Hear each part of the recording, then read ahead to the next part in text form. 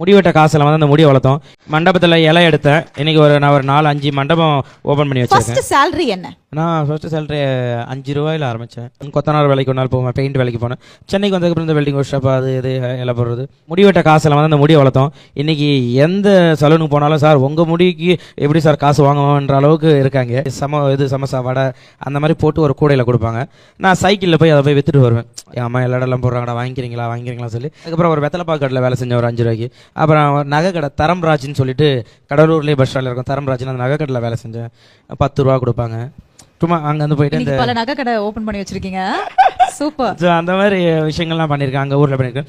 அப்புறம் கொத்தனார் வேலைக்கு ஒரு நாள் போவேன், பெயிண்ட் வேலைக்கு போனேன். சென்னைக்கு வந்ததுக்கப்புறம் இந்த வெல்டிங் ஒர்க் ஷாப் அது இது எல்லாம் போடுறது இந்த மாதிரி. ஸோ அப்போ இப்போ டெய்லி வேஜஸ் நீங்கள் 5 ரூபாய் அந்த மாதிரிலாம் வாங்கின காலம் உண்டு. இன்னைக்கு எப்படி இந்த படத்துக்கு 5 கோடியா இல்லை இன்னைக்கு இருக்கு? இப்படி நீ பேசி விட, அதுக்கப்புறம் நான் தெருக்கோட்டில் தான் நிற்கணும். இல்லை தெருக்கோடிலாம் இல்லை. ஓரளவு இன்னைக்கு வந்து என்னால் கொடுக்க முடியும் அப்படின்ற அளவுக்கு கடவுள் வச்சிருக்காரு. ஃபர்ஸ்ட் நீங்க வச்சிருந்த வண்டி என்ன? பல்சர். ஆமா, எங்க அண்ணன் தான் வாங்கி கொடுத்தாப்புல எனக்கு. நான் பல்சர் தான் வச்சிருந்தேன். அதுக்கு முன்னாடிலாம் பல்சர்ல தான் நான் வருவேன். சிரிப்படா, கலக்க போகுது, எல்லாத்துக்குமே பல்சர்ல தான் வரும்.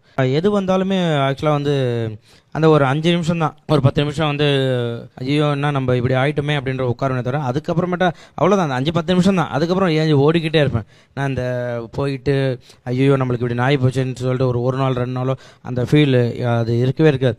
ஓடிக்கிட்டே இருக்கணும். எவ்வளோ தடை இருந்தாலும் நம்ம ஓடிக்கிட்டே இருக்கும்.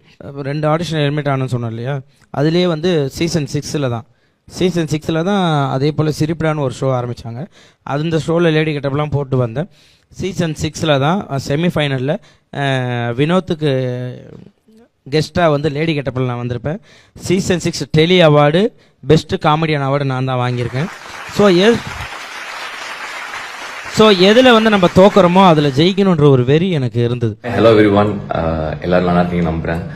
அண்ட் புகழ் இந்த இடத்துக்கு வர்றதுக்கு காரணம் ஒரே ஒரு விஷயம் தான், அண்ட் அவனோட ஹார்ட் ஒர்க். நம்மளை சிரிக்க வச்சு தான் நம்ம வெளியே இருக்கவங்கலாம் பார்த்துருக்காங்க. பட் அவன் பர்சனல் ஸ்ட்ரகிள்ஸ்லேருந்து இவ்வளோ தூரம் வந்திருக்கான் அப்படிங்கிறது ஒரு பெரிய ஜேர்னி. அது ரொம்ப சாதாரண விஷயம் கிடையாது. இன்னைக்கு நிறைய பேத்துக்கு ஒரு இன்ஸ்பிரேஷன் கண்டிப்பாக புகழ் இருப்பான், நான் ரொம்ப நம்புகிறேன். ஏன்னா இன்னைக்கு வந்து ஒரு கமெடியன், ஒரு ஆர்டிஸ்ட் தாண்டி இன்னைக்கு ஹீரோவும் கூட இன்னைக்கு புகழ் ஆயிட்டான். சாதாரண விஷயம் கிடையாது அது உண்மையிலேயே. அதுவும் எந்த பேக்ரவுண்ட் இல்லாமல் அவனோட உழைப்பால மட்டுமே இன்னைக்கு வந்திருக்கான் அப்படிங்கிறது அது என்னைக்குமே பெருசா பேசப்படுற ஒரு விஷயம். அண்ட் எனக்கு ரொம்ப சந்தோஷமா இருக்கு. புகழ் ஜெயிச்சா நிறைய பேர் ஜெயிச்ச மாதிரி அதுல நானும் ஒருத்தன். சினிமாவும் தாண்டி புகழ் நிறைய நல்ல விஷயங்கள்லாம் பண்ணிட்டு இருக்கான். அதுவும் எனக்கு ரொம்ப சந்தோஷமா இருக்கு. கூடிய சீக்கிரம் மறுபடியும் நானும் புகழ் சேர்ந்து நடிக்கணுங்கிறது என்னோட ஆசை. கண்டிப்பா அது நடக்கணும்னு நம்புறேன். ஆல் தி பெஸ்ட் மச்சி, and very happy for you. Love you. Bye bye. So sweet. ஆத்மார்த்தமா பேசிருக்காரு. அது ரொம்ப அழகா தெரியுது.